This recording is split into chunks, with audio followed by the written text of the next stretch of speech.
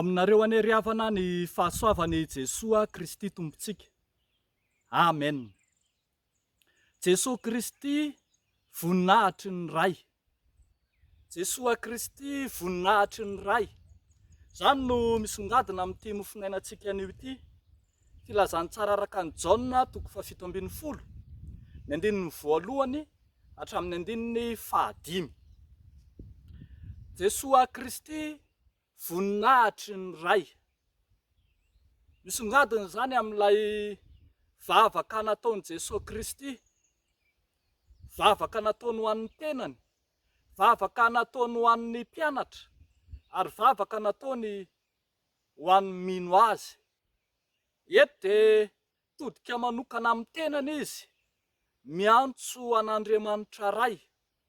Fiantsoana an'Andriamanitra ray tsy latsaky ny inenina no hitantsika ato amin'ity vavaka ity, ary misongadina amin'izany ny mahavoninahitry ny ray azy. Ho mantsy Jesoa manao hoe tonga ny fotoana mankalaza ny zanakao mba ankalazany ny zanakanao. Ny hevitry teny hoe mankalaza dia azo adika ihany koa hoe manomeza voninahitra. Jesoa Kristy ilay manome voninahitra an'Andriamanitra, sady omen'Andriamanitra voninahitra izany no tazantsika ato amin'ity vavaka ity. Rehefa vitan'i Jesoa ny fampiononana ny mpianatra fa tsy maintsy handeha izy, tsy maintsy hiala amin'izao tontolo izao izy, dia nanambara fa vita ny adiny, nasehony tamin'izany fa efa resiny izao tontolo izao. Hitantsika amin'ny 9:12, 3:30 manao hoe izaho efa naharesy izao tontolo izao. Ka dia indro izy mitodika any amin'ny ray. Voambara eto ary manao hoe nanandratra ny masony ho amin'ny lanitra izy, mifandray amin'ny lanitra izy, toa efa miakatra izy. Ambaran'i Lotera fa teto amin'ity vavaka ity no nanambaran'i Jesoa fa vita ny adiny tetỳ an-tany, andeha hiverina ho amin'ny tontolon'ny lanitra indray izy. Tontolon'ny lanitra izay efa niarahana nahariana izao rehetra izao tamin'ny ray, tamin'ny voalohany. Tontolon'ny lanitra izay misy ny voninahitra sahaza azy.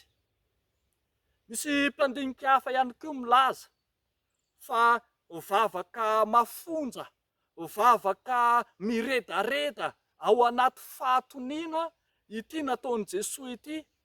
Ka dia ambaran'ny mpandinika fa tsy misy vavaky ny olombelona na ao amin'ny soratra masina na amin'ireo literatiora samihafa azo ampitahaina amin'ny halalin'ity vavaka nataon'i Jesoa ity, izay toa misy fifandraisana anaty sy fifandraisana akaiky kokoa amin'ilay ray. Mazava mantsy fa io Jesoa Kristy io dia Jesoa voninahitry ny ray. Vita ny asa nanirahan'ny Tompo azy, manana ny fiainana mandrakizay izay nandray azy, ary tonga misitraka izany voninahitra izany koa azy izay mino azy. Apetra ny feno eo am-pelatanan'Andriamanitra ny asa vita, ka dia miverina ho amin'ny tontolo maha-Andriamanitra azy izy. Rehavako malala ao amin'ny Tompo, azo ambara fa afa-po tamin'ny diany, tamin'izay nanirahan'ny ray azy Jesoa Kristy. Anjaran'ny olona sisa ny mandray ny famonjena izay nentiny, fa izy kosa efa natanteraka ny adiny tetỳ amin'izao tontolo izao. Misongadina amin'izany fa voninahitry ny ray hatrany izy, tamin'izay nataony, tamin'izay vitany, tamin'izay nanirahan'Andriamanitra azy. Ho antsika ihany koa izany ry mpanompon'Andriamanitra, teo amin'izay nanirahan'Andriamanitra antsika, teo amin'izay nifidianan'ny Tompo antsika, afaka milaza ve fa voninahitr'Andriamanitra ihany koa isika? foto-kevitra lehibe ho an'ny fiangonana protestanta réformé ny hoe an'Andriamanitra ireriany ny voninahitra, koa amin'izay rehetra ataonao, amin'izay teneninao, amin'izay fanapahan-kevitra raisinao, amin'izay zavatra rehetra ataonao, maneho ny voninahitran'Andriamanitra ve zany? Mahita taratra ve mahavoninahitran'Andriamanitra an'izany fanapahan-kevitra raisinao zany, zany teny teneninao zany, zany asa ataonao zany?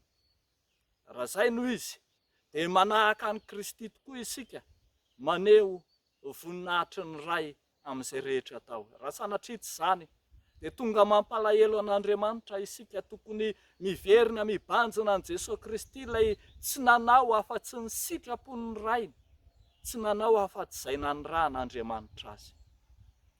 Mety ezarenao ry havako, haneho ny voninahitran'Andriamanitra hatrany amin'izay rehetra ataonao ankehitriny sy ho mandrakizay.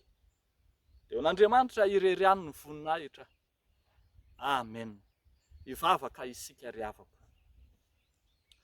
Tompo, misaotra anao zahay, lay Andriamanitra nampamirapiratra ny herinao sy ny fahefanao tamin'izao tontolo izao, tao amin'i Jesosy Kristy Tomponay.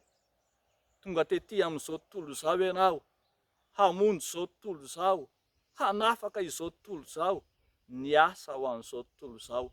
Tonga famirapiratana sy voninahitry ny Ray. Izay ihany koa Tompo, dia vonina hanaraka izany dianao izany, ka haneho izay rehetra ataonay, na amin'ny teny, na amin'ny asa, ho mpanomponao Andriamanitra mahatoky, hanehoana ny voninahitrao.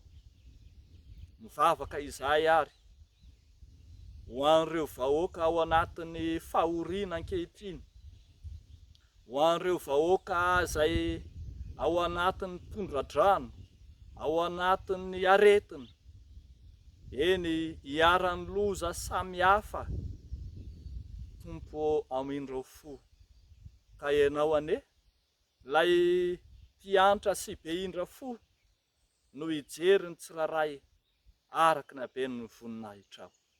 Dia ataonay amin'ny anaran'i Jesosy izany mivavaka izany. Amen.